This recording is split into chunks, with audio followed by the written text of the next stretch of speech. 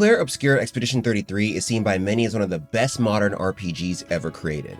However, outside of its fun gameplay and outstanding soundtrack, what really makes it stand out is its story. So today, let's uncover this title's many mysteries by going over its enthralling lore. The title begins on the isolated island of Lumière. For the last 67 years, the inhabitants of this place have been plagued by an annual event known as the Gamage. Every year, a being known as the Paintress paints a new number on a giant structure called the monolith that is one less than the last. It's almost as if she is counting down. During the Gamage, everyone whose age is equal to or greater than that number dies. In an attempt to solve this problem, the people of Lumière formed expedition teams to investigate the surrounding land and hopefully stop the Paintress. After each Gamage, a new team is sent. However, all of them have failed up until now. It's currently up to Gustav and his friends to lead the next expedition, Expedition 33. Early in the title, we watch as he and many other inhabitants of the island lose their loved ones thanks to the Gamage. Soon after, Gustav and his fellow expeditioners leave for their quest. They have 1 year to solve this mess, but they seem hopeful. Sadly, all that hope fades when the majority of the expedition is killed off by a mysterious man who's too old to exist named Renoir. Alone, Gustav sets out to find the only survivors of this attack, his foster sister Maëlle and his close friends Lune and Ciel. Their quest puts them up against the dangerous beings that make up the outside world called Nevrons, but they also meet friendly creatures known as the Gestrels, as well as the mighty mythical being Esquier. Bonjour, mes amis. Hey, bonjour mon ami. Ciel? Odd, I don't know. He seems nice. With their help, they manage to make some headway, but Maëlle is constantly hit by visions of Renoir, along with this strange white-haired girl who looks similar to her. They warn that she will be responsible for the disasters to come. Eventually, they run into Renoir again. Luckily, they survive this encounter, but not before he kills Gustav.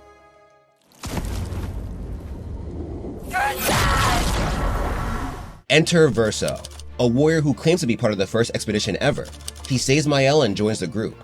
However, it's very obvious that he's hiding something. Regardless, he proves useful. Not only does his expertise aid the party, but he recruits one of his old friends to help their cause, the Gestrel Monoko. Ladies, could I interest you in a duel? Definitely a Gestrel. As their quest continues, Verso bonds with everyone. However, he shares an odd connection with Maëlle. It's as if he knows her, but he stays quiet until the first big reveal. To get to the Paintress, they need to destroy her heart to take down the barrier protecting her. They head to Lumière to find it, but there waiting for them is Renoir. This is when Verso admits that the man is his father, and the masked girl who has been haunting Maëlle is his sister Alicia. When they fight Renoir, they win this time, but he teleports the mansion and the heart away from them. Now the party must fight strong Nevrons known as Axons to pierce the barrier. It also doesn't help that they don't trust Verso anymore. Nevertheless, they move past their differences to defeat the Axons, then finally make it to the monolith. There they defeat Verso's father once and for all, and make it to the Paintress. But this is when things get really weird. Not only is Verso related to the murderer of Gustav, but he's also the son of the Paintress. Her real name is Aline. In defeating her, the number on the monolith disappears, and Expedition 33 returns home as saviors. However, Verso reads a letter that changes everything. The Paintress was never the villain. She was actually holding the Gamage back. The numbers she painted were a warning, not a curse. So with her down, the Gamage happens again and erases everyone but Verso. Then Maëlle goes through a flashback that makes sense out of everything. This world isn't real. Alicia comes from a family of magical beings known as painters. They're able to produce whole worlds in special canvases. The world the game takes place in comes from the real Verso's canvas. He created beings like Esquier and Monoko to play with. However, a fire took away the real Verso and left Alicia severely hurt and mute. Overwhelmed by grief, Aline went to her son's canvas and painted copies of her family. Then she stayed there, even though remaining in the canvas world is detrimental to your health. The real Renoir followed soon after, looking to slowly destroy the canvas so his wife could move on and return to the real world. This means the Gamages are Renoir's attempt to destroy the canvas, while the countdown is Aline's way of showing the people of Lumière how much time they have left before she's unable to hold back his power.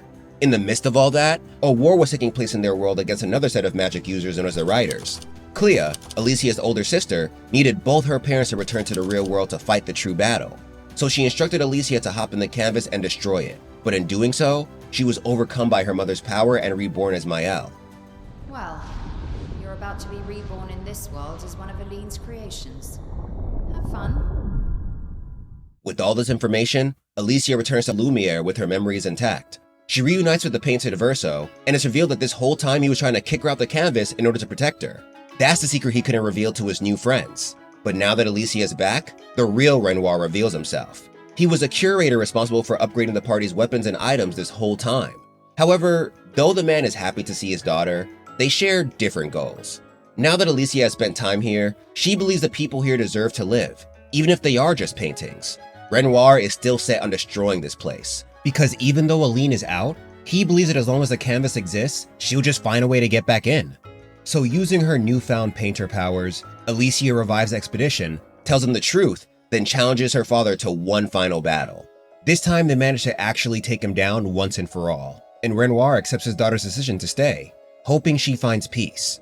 However, Verso can't stand for this. He still wants to destroy the canvas so his family can finally move forward. This leads to a face-off between him and Alicia, and depending on who the player sides with, we get one of two endings. If Verso is chosen, he defeats his sister and banishes her back to reality. He tells a part of him within the canvas to stop painting, officially erasing the world he once created and everyone in it. On the outside, his family reunites and continues living on. If Alicia is chosen, however, she defeats Verso and he begs for her to unpaint him. He doesn't want to live this life. Though she pleads with him to stay, he fades away. Later, we see that she has revived everyone from Lumière, including Gustave and his lover. It also looks like she repainted Verso so he's now able to age. However, at the very end, we see that staying in this world has already taken a severe toll on Alicia. But unless we get DLC or some kind of continuation, it's unknown how long she actually stays here. And there you have it, folks. The thrilling tale of Clair Obscur, Expedition 33. How did you like the story? Who was your favorite character? Let us know below. Until next time, thanks for watching and happy gaming.